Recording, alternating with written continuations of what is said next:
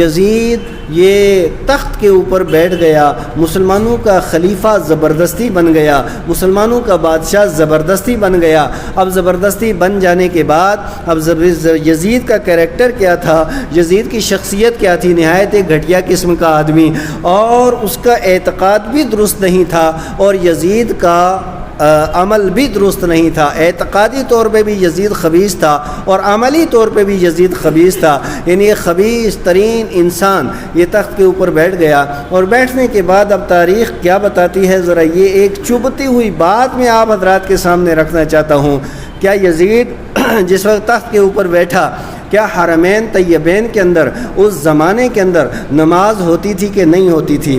اذان ہوتی تھی کہ نہیں ہوتی تھی؟ وہاں پہ حدود قائم ہوتی تھی کہ نہیں ہوتی تھیں؟ روزے رکھے جاتے تھے یا نہیں رکھے جاتے تھے؟ نظام زکوٰۃ برقرار تھا کہ نہیں برقرار تھا؟ نظام حج برقرار تھا کہ نہیں برقرار تھا؟ تو تاریخ یہ بتاتی ہے اذان پہ پابندی نہیں تھی، روزے پہ پابندی نہیں تھی، نماز پہ پابندی نہیں تھی، زکوٰۃ پہ پابندی نہیں تھی، حج کے اوپر پابندی نہیں تھی۔ تو لوگوں نے تو اسی کو اسلام سمجھ رکھا ہے نا۔ تو جب ان ساری چیزوں کے اوپر پابندی نہیں تھی تو حضرت امام المسلمین کو، حضرت ساری کائنات کے امام اعظم کو، نواسہ رسول کو، شیر خدا کے لخت جگر کو، حضرت فاطمہ زہرا نے لوریاں دے کر کے جسے پالا ہے اور بڑھایا ہے، اور جس کی تربیت کی ہے، آغوش نبوت کے اندر جنہوں نے آنکھیں کھولی ہیں، انہیں آخرکار ایسے خبیث کے سامنے ڈٹنا کیوں ضروری تھا؟ یہ میدان کارزار کے اندر کیوں تشریف لے گئے تھے؟ تو بس یہ بات آپ حضرات کے ذہن کے اندر میں اتارنے کی کوشش کروں گا، اس دعا کے ساتھ کہ اللہ تعالیٰ حق بولنے اور حق کو سمجھنے کی توفیق عطا فرمائے۔ میں آپ سے یہ عرض کرتا چلوں کہ حضرت امام حسین رضی اللہ تعالیٰ عنہ کو آخرکار میدان کربلا کے اندر جانا پڑا، اور وہ بھی آج دیکھیے کہ ہم لوگ کن چیزوں کو اہمیت دیتے ہیں۔ یہی اہمیت ہے نا کہ نماز تہجد ادا ہو، واقعی بڑی اہمیت ہے نماز تہجد کی، جماعت کے ساتھ نماز ادا کی جائے، واقعی اس کی اہمیت سے کون انکار کر سکتا ہے؟ روزہ، زکوٰۃ، حج تو بنیاد اسلام ہے، کون اس کا انکار کر سکتا ہے؟ لیکن تاریخی سچائی یہ ہے کہ تہجد کے اوپر بھی پابندی نہیں ہے، اس کے باوجود امام ڈٹ رہے ہیں۔ زکوٰۃ پہ پابندی نہیں ہے، امام پھر بھی جا رہے ہیں۔ حج پہ پابندی نہیں ہے، امام پھر بھی جا رہے ہیں۔ اور پھر حج کی بات آ گئی، سارے عالم اسلام کے لوگ تو مکہ معظمہ کا رخ کر رہے ہیں، اور امام حسین ہیں کہ میدان کربلا کا رخ کر رہے ہیں۔ آپ نے کبھی سمجھا کہ آخرکار اس کے پیچھے فلسفہ کیا ہے، اس کے اندر حکمت کیا ہے؟ امام حسین رضی اللہ تعالیٰ نے کی جد و جہد اور ان کے جہاد اکبر کا اس کا فلسفہ کیا ہے، اور امام حسین نے اتنی بڑی قربانی آخرکار کیوں دی؟ اس کی علت، اس کا سبب، اس کی بنیاد کیا ہے؟ تو میں آپ کے حضرات کی بارگاہ میں عرض کروں کہ اصل میں حقیقت یہ ہے، اور تلخ حقیقت یہ ہے کہ آج تک ہم نے اسلام کو سمجھا نہیں ہے، نہ اسلامی نظام کو سمجھا ہے، نہ اسلامی مزاج کو سمجھا ہے، نہ اسلامی اصول کو سمجھا ہے، نہ اسلامی ضوابط کو سمجھا ہے، نہ مذہب اسلام حضور کے لائے ہوئے اس مشن کو صحیح طریقے سے سمجھا ہے۔ ہم نے صرف چند ایک اعمال کو اسلام سمجھ رکھا ہے، جبکہ اسلام وہ ہے کہ یہ اسلام صرف عبادات کا مجموعہ نہیں ہے، یہ اسلام ہمیں پورے نظام حیات کا نام اسلام ہے، یہ ضابطہ حیات کا نام اسلام ہے۔ زندگی کس طریقے سے گزارنی ہے، یعنی انسان دنیا میں آتا ہے، وہاں سے اسلامی قانون لاگو ہو جاتے ہیں، انسان قبر میں جاتا ہے، وہاں تک اسلامی قانون اس کے ساتھ رہتے ہیں، دنیا میں آئے گا تو طریقہ کار اس کا کیا ہوگا، اور اس ورثہ کے اوپر کیا چیزیں لازم ہیں، جوانی اسے کیسے گزارنی ہے، اور پھر اسے کس طریقے سے اپنی زندگی کے لیل و نہار گزارنے ہیں، شب و راز کس طریقے سے اسے گزارنے ہیں، صبح و شام اسے کس طریقے سے گزارنے ہیں، یہ سارے کا سارا نظام اسلام نے ہمیں عطا فرمایا ہے۔ اور ایک بات یاد رکھیے، جب اسلام کے ایک اصول کے اوپر حملہ ہوتا ہے، پورے اسلام پہ حملہ ہوتا ہے، اسلام کے ایک ضابطے پہ حملہ ہوتا ہے، پورے اسلام کے اوپر حملہ ہوتا ہے، اسلام کی ایک بات کے اوپر حملہ ہوتا ہے، تو پھر وہ ایک بات نہیں ہوتی، اسلام کے نظام کی بات ہوا کرتی ہے۔ حضرات گرامی قدر، میں آپ سے صرف ایک مثال کے ذریعے بات آگے بڑھانا چاہتا ہوں۔ حضرت سیدنا صدیق اکبر رضی اللہ تعالیٰ عنہ کا زمانہ اقدس ہے، کچھ قبائل پیدا ہوئے، اور ان قبائل کا کہنا یہ تھا کہ ہم نماز پڑھیں گے، اس میں کوئی اختلاف نہیں، روزہ رکھیں گے، اس میں بھی کوئی اختلاف نہیں، اور اس کے علاوہ حج بھی کریں گے، پڑوسی کے حقوق بھی ادا کریں گے، کہ اسلامی نظام کو سمجھنے کی ضرورت ہے۔ اور جس وقت یہ یزید جس وقت امیر بن گیا، اب یہ امارت کیا ہے؟ اس کو سمجھنے کی ضرورت ہے۔ اس سے پہلے ایک مثال، حضرت سیدنا صدیق اکبر رضی اللہ تعالیٰ عنہ کے زمانہ اقدس کے اندر جو لوگ تھے وہ اسلامی ساری باتیں مانتے تھے، لیکن صرف وہ ایک بات کہتے تھے کہ ہم زکوٰۃ ادا نہیں کریں گے۔ صرف ایک بات کا انہوں نے انکار کیا تھا، زکوٰۃ کا، کہ یہ تو ایک طرح کا ٹیکس ہے، ہم یہ زکوٰۃ نہیں دیں گے۔ اتنا جو ہی سننا تھا، حضرت سیدنا صدیق اکبر رضی اللہ تعالیٰ عنہ نے ارشاد فرمایا، مصطفیٰ کریم علیہ السلام کے زمانہ اقدس کے اندر جو ایک اونٹ کی رسی زکوٰۃ میں دیتا تھا، اور میرے دور خلافت کے اندر اگر اس رسی دینے سے وہ انکار کرے گا، اس کی گردن ہوگی، میری تلوار ہوگی، اسلام کے اندر مداخلت برداشت نہیں کی جا سکتی ہے۔ حضرات گرامی قدر، یہ اسلامی مزاج میں آپ حضرات کی اس وجہ سے سمجھا رہا ہوں کہ آپ دیکھیے کہ مزاج اسلامی کیا ہے اور اسلامی نظام کیا ہے۔ حضرات گرامی قدر، بہت سی چیزیں ایسی ہیں کہ جو انسان اپنی مرضی سے بہت آسانی کے ساتھ وہ ادا کر سکتا ہے۔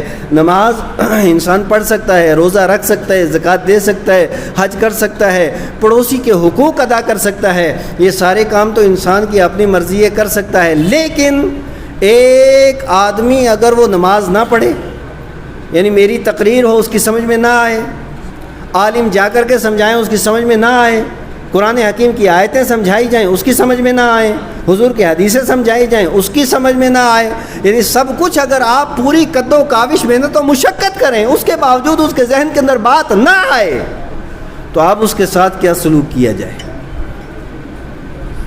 اسی طریقے سے ایک آدمی روزہ نہیں رکھتا، اور جب وہ روزہ نہیں رکھتا ہے اور کھلے عام وہ کھاتا پیتا ہے، تو آخر کار اس کے ساتھ کیا سلوک کیا جائے، اور اس کو معاشرے و سماج کے اندر اس کے اوپر پابندی کیسے عائد کی جائے۔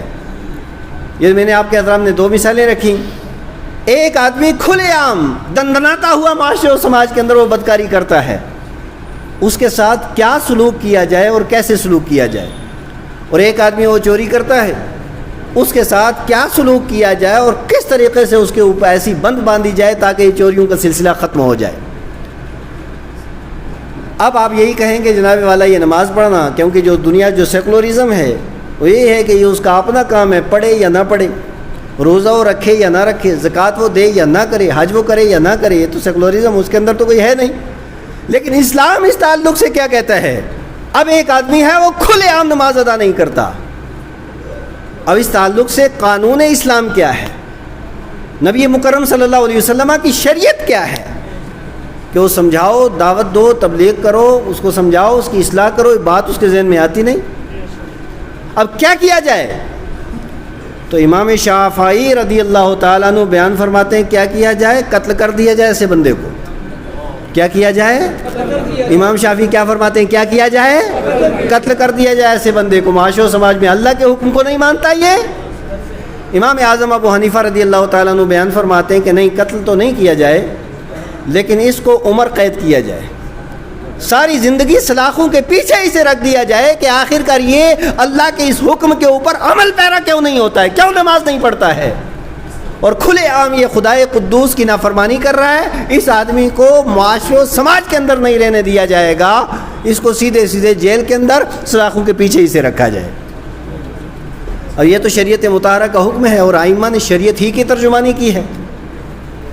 تو میں یہ عرض کروں، اور اسی طریقے سے جو آدمی بدکاری کرتا ہے، شریعت یہ کہتی ہے کہ وہ شادی شدہ ہے، قرآن کی آیت ہے کہ وہ شادی شدہ ہے یا شادی شدہ نہیں ہے۔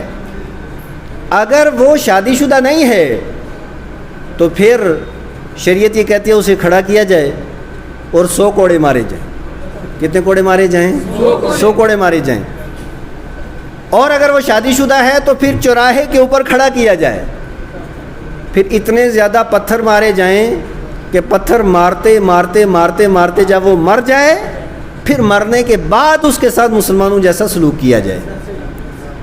اب اگر کوئی آدمی چوری کرے اور یہ واردات عام ہو جائیں تو اسلام کہتا ہے کہ پھر ایسے آدمی کو لایا جائے اور لانے کے بعد اس کے ہاتھ کاٹ دیے جائیں، اس کا ایک ہاتھ کاٹا جائے، جو شریعت مطہرہ کا ایک اصول ہے۔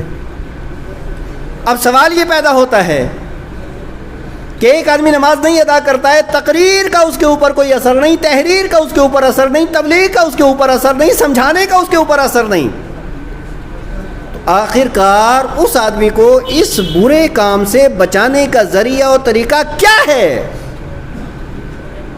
تو امام اعظم کی بات لیتے ہیں کہ اس کو جیل کے اندر ڈال دیا جائے۔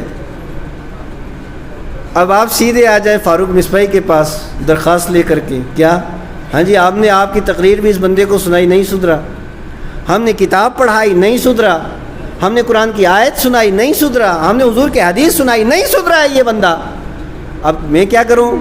ہاں جی اس کو جیل کے اندر آپ بند کر دیں۔ تو اب آپ ایمانداری سے بتائیے کیا کسی بندے کو جیل کے اندر میں بند کر سکتا ہوں؟ ہاں تھوڑا زور سے آواز آئے۔ بالکل میں ناراض نہیں ہوں گا، کیونکہ جیل کے اندر میرے پاس وہ پاور، وہ اختیار میرے پاس نہیں ہے، وہ نہ اقتدار میرے پاس ہے، نہ قلم کی وہ طاقت میرے پاس ہے کہ میں ایسے بندے کو جیل کے اندر بند کر دوں۔ اور اسی طریقے سے کھلے عام ایک آدمی اگر روزہ توڑے، اب شریعت مطہرہ کو اس کے لیے بھی حکم ہے، لیکن اب وہ نافذ کیسے کیا جائے؟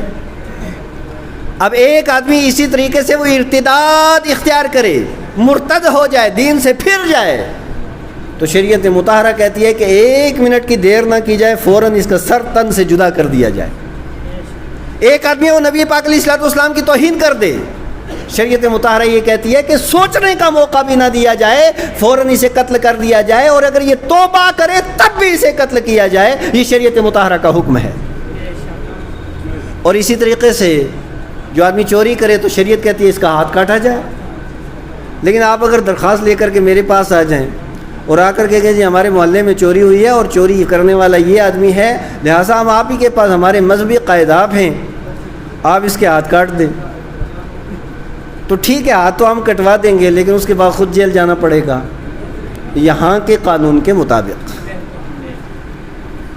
اب آخر کار وہ کون سی صورت ایسی ہے کہ اللہ تبارک و تعالیٰ نے جو دین عطا فرمایا ہے، جس کے بارے میں خود فرماتا ہے ان الدین عند اللہ الاسلام، دین برحق اللہ کے نزدیک دین اسلام ہے۔ الیوم اکملت لکم دینکم واتممت علیکم نعمتی ورضیت لکم الاسلام دینا۔ آج کے دن اللہ تبارک و تعالیٰ ارشاد فرماتا ہے کہ میں نے دین اسلام کو مکمل کر دیا، کامل اکمل دین اسلام ہے۔ اور اللہ فرماتا ہے میں دین اسلام سے راضی بھی ہوں، میرا پسندیدہ دین جو ہے وہ دین اسلام ہے، میں نے اپنا پسندیدہ دین تمہیں عطا فرمایا ہے۔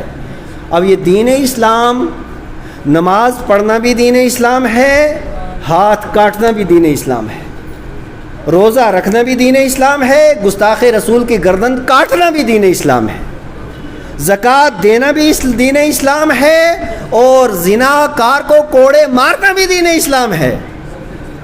اب یہ ہم لوگ تو عادی ہو گئے نا، آدھی چیز کے عادی ہو گئے ہم، ہر آدھی چیز ہمیں پسند آ جاتی ہے، آدھا سچ ہو اسے لے لو، آدھی شریعت ہو اسے لے لو، لیکن مکمل شریعت کیا ہے؟ مکمل شریعت وہ ہے عبادت بھی قائم ہو، حدود بھی قائم ہو، عبادت بھی قائم ہو، تعزیرات بھی قائم ہو، یہ ہے مکمل شریعت، یہ ہے مکمل دین اسلام۔ اب آدھا دین کیا ہے؟ آدھا دین یہ ہے جو ہم کر رہے ہیں، لیکن مکمل دین کب ہوگا؟ مکمل دین اس وقت ہوگا جب مصطفیٰ کی شریعت نافذ ہوگی، جب حضور کی، زور سے حضور کی شریعت نافذ ہوگی تو اس وقت دین مکمل ہوگا۔ اب نبی مکرم صلی اللہ تعالیٰ علیہ وسلم نے قرآن حکیم کی شکل و صورت میں جو ہمیں دستور اور جو ہمیں اساس عطا فرمائی ہے، مصطفیٰ کریم علیہ الصلوۃ والسلام نے احادیث مبارکہ کے ذخیرے کی شکل و صورت میں جو ہمیں دین عطا فرمایا ہے، اور پھر ائمہ مجتہدین نے قرآن حکیم کی آیات احادیث مبارکہ کے ذخیرے کو کھنگال کر کے پھر بہت آسان طریقے سے ہمیں قانون اسلام، جسے فقہ اسلام کہا جاتا ہے، وہ ہمیں عطا فرمائی ہے۔ دین کے اندر پورے تدبر، تفکر اور غور و فکر کرنے کے بعد، جد و جہد کرنے کے بعد، دن رات ایک کرنے کے بعد، اجتہاد کرنے کے بعد، پھر انہوں نے جو استخراج کیا ہے، استنباط کیا ہے، اور دین کو بڑے آسان بنا کر کے، آسان اس معنی کر کے کہ جس کو سمجھنا نہایت آسان ہو، ہر آدمی جسے سمجھ سکتا ہے۔ آپ ذرا فقہ کی کتابیں اٹھا کر کے دیکھیے کس ترتیب کے ساتھ فقہائے اسلام نے یہ دین اسلام ہمیں سمجھایا ہے۔ اب سمجھایا تو ہے فقہائے اسلام نے، نافذ کون کرے گا؟ عالم نافذ نہیں کر سکتا، مفتی نافذ نہیں کر سکتا، محقق نافذ نہیں کر سکتا، مجتہد بھی نافذ نہیں کر سکتا، یہ نافذ کون کرے گا دین اسلام کو؟ حدود قائم کون کرے گا؟ تعزیرات قائم کون کرے گا؟ تاکہ مجھے آپ ایمانداری سے بتائیے، پچھلے دنوں میں شہر دیہاتوں کے اندر آپ نے افواہ سنی تھی، چوریاں ہوتی تھیں نا؟ تھوڑا زور سے بولو، کوئی بھی آپ پہ پرچہ نہیں کاٹے گا۔ چوریاں ہوتی تھیں اور اب بھی ہوتی ہیں یا بند ہو گئی؟ ہوتی ہیں۔ اب اس پہ اوپر تو میں اس کا تجزیہ نہیں کروں گا کہ چوریاں کیوں ہوتی ہیں، یہ آپ خود اس پہ کریں۔ کون کس کے ساتھ ملا ہوا ہے یہ بھی کوئی میری ذمہ داری نہیں ہے۔ میں صرف جو بات آپ حضرات کے ذہن کے اندر اتارنا چاہتا ہوں، اگر صرف اسلامی حکومت اگر ہوتی، 4 آدمیوں کے اگر ہاتھ کاٹے جاتے، اللہ کی عزت کی قسم سارے ملک سے چوریوں کا سلسلہ ختم ہو جاتا، کیونکہ اسے پتہ ہوتا کہ اگر میں یہ کام کروں گا انجام یہ ہوگا۔ اگر صرف 4 آدمی کو درے مارے جاتے، کوئی بھی کنواری لڑکی اور کوئی بھی کنوارا لڑکا ہرگز زناکاری کے قریب نہ جاتا۔ اگر صرف پونچھ کے چوراہے کے اوپر 1 آدمی کو سنسار کیا جاتا جو زناکار ہو، اس کے بعد کوئی بھی شادی شدہ آدمی مرد ہو جاتا، زنا کے قریب نہ جاتا۔ بولو یہ میں صحیح کہہ رہا ہوں یا غلط کہہ رہا ہوں؟ یہ حدود کیا ہیں؟ تعزیرات کیا ہیں؟ یہ اللہ کا دین مکمل طور پہ نافذ کرنے کا ایک ذریعہ ہے، طریقہ ہے۔ اب یزید تخت کے اوپر بیٹھ گیا، مصطفیٰ کریم علیہ السلام نے جو دین ہمیں عطا فرمایا تھا، صدیق اکبر نے جس کی حفاظت کی، فاروق اعظم نے جس کی نگرانی کی، حضرت عثمان و علی رضوان اللہ تعالیٰ علیہم اجمعین نے جس کی ترویج و اشاعت کی اور مکمل جس کی حفاظت کی، اب اس دین کا سب سے بڑا محافظ قانونی طور پہ، اصولی طور پہ تخت کے اوپر بیٹھنے والا یزید تھا۔ اب تو یہ بالکل ایسے ہی ہوا نا جیسے وہ ہماری لوکل مثال میں کہتے ہیں ماس کی راکھی بلو۔ اب یہ گو کہ یہ مثال بھی یہاں سیٹ نہیں آتی۔ اب یہاں دین اسلام یعنی حدود قائم کرنے والا، تعزیرات قائم کرنے والا، امامت کرنے والا اور دین اسلام کو صحیح طور نافذ کرنے والا، تخت کے اوپر کون بیٹھا؟ بولو بولو، کون بیٹھا؟ آخری فیصلہ خلیفۃ المسلمین کا ہوتا ہے، اور وہ بھی اصول اور دلائل کی روشنی میں ہوتا ہے۔ اب حدود قائم کرنی ہے۔ اب حدود قائم کون کرے گا؟ یعنی جو قاضی ہوگا، پھر قاضی کے اوپر تو خلیفہ ہوتا ہے نا، اور خلیفہ بھی قاضی ہوتا ہے۔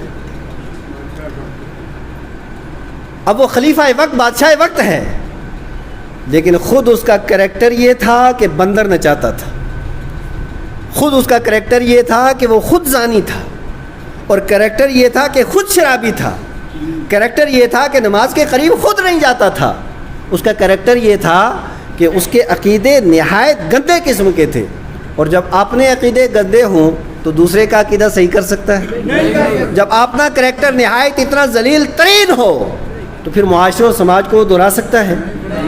اور یہ بات یاد رکھیں، الناس علی دین ملوکہم، کہ لوگ ہمیشہ حکمرانوں کے طریقہ اپناتے ہیں۔ کس کا طریقہ اپناتے ہیں؟ کس کا طریقہ؟ حکمرانوں کا طریقہ لوگ اپناتے ہیں۔ آج کیوں ہر آدمی باڈی گارڈ کی تلاش میں ہے؟ اس لیے کہ حکمرانوں کے ساتھ کیا چلتے ہیں؟ آج کیوں پروٹوکول کے پیچھے لوگ پڑے ہوئے ہیں؟ حکمرانوں کے پاس وہی ہے۔ آج بینک بیلنس کے پیچھے لوگ کیوں ہیں؟ حکمرانوں کا بینک بیلنس ہے۔ آج کیوں لوگ اتنے محلات کے چکر میں؟ حکمرانوں کے پاس وہی ہے۔ آج کیوں لوگ گاڑیوں کے پیچھے گھوم رہے ہیں؟ حکمرانوں کے پاس وہ ہے۔ آج دولت و ثروت کے پیچھے لوگ کیوں چل رہے ہیں؟ کیونکہ حکمرانوں کا طور طریقہ یہ ہے۔ اگر حکمران ہونا فاروق اعظم جیسا، حکمران ہونا اگر صدیق اکبر جیسا، حکمران ہونا شیر خدا جیسا، اگر حکمران ہونا عثمان غنی جیسا، اگر حکمران ہونا حضرت عمر بن عبدالعزیز جیسا، تو پھر عام لوگوں کی حالت یہ رہتی ہے کہ حکمران جب ایسا ہو تو اب میں کیا کیا مثال آپ کے سامنے پیش کروں۔ حضرت ابو عبیدہ بن جراح حمص کے گورنر بنے یہ، حضرت فاروق اعظم رضی اللہ تعالیٰ عنہ نے ارشاد فرمایا چلو آج میں گورنر ہاؤس کا جائزہ لوں۔ گئے، جائزہ لیا، اس کے بعد کہا رات کو میری دعوت آپ کے گھر۔ تو تو گورنر وقت وہ ارشاد فرماتے ہیں خلیفۃ المسلمین آپ اگر میرے گھر نہ ہی آئیں تو بہتر ہے، لیکن کہا نہیں میں تو آپ کے گھر جاؤں گا۔ حضرت ابو عبیدہ بن جراح رضی اللہ تعالیٰ عنہ ان کے گھر جب حضرت فاروق اعظم رضی اللہ تعالیٰ عنہ پہنچے تو پہنچنے کے بعد وہ رونے لگے، اور رونے کی وجہ کیا کہ جب پورے کا پورا حضرت ابو عبیدہ بن جراح کا جتنا سامان تھا، گھر کا جتنا مال تھا، سارے کا سارا انہوں نے ملاحظہ کیا۔ یہ ابو عبیدہ بن جراح وہ ہیں جن کو مصطفیٰ کریم نے امین امت کہا ہے، یہ ابو عبیدہ بن جراح وہ ہیں جن کو نبی پاک علیہ الصلوۃ والسلام نے دنیا ہی کے اندر جنت کی بشارت عطا فرمائی ہے۔ یہ ابو عبیدہ بن جراح بہت عظیم ترین صحابی رسول، اور ہر طریقے سے اللہ تبارک و تعالیٰ نے ان کو نوازا، لیکن جب یہ گورنر ہاؤس کو دیکھنے کے بعد ان کے گھر کا مشاہدہ کیا فاروق اعظم رضی اللہ تعالیٰ عنہ نے، تو پورے گھر کا معائنہ کرنے کے بعد صرف ایک کمرے میں یہ رہتے تھے، وہی پورا گھر تھا، اور صرف ایک مصلی تھا، اسی پہ نماز پڑھتے تھے اور رات کو اسی پہ سو جاتے تھے، اور گھر کے اندر صرف ایک لکڑی کا پیالہ تھا، اسی میں تھوڑی دیر کھانا کھاتے تھے، اور کھانا کھانے کے بعد اسی میں پانی پیتے تھے، پانی پینے کے لیے گھر کے اندر پیالہ بھی کوئی نہیں تھا۔ یہ ساز و سامان تھا کل حضرت ابو عبیدہ بن جراح جو اس زمانے کے گورنر تھے، ان کی حالت یہ تھی۔ کیوں؟ اس لیے کہ حکمراں جو اس زمانے میں فاروق اعظم تھے، تو پھر گورنر بھی تو ایسا ہی ہوگا نا، پھر عوام بھی بالکل اس زمانے کے اندر چوری بند، ساری چیزیں بند، کیونکہ حدود اور شریعت مطہرہ لاگو تھی۔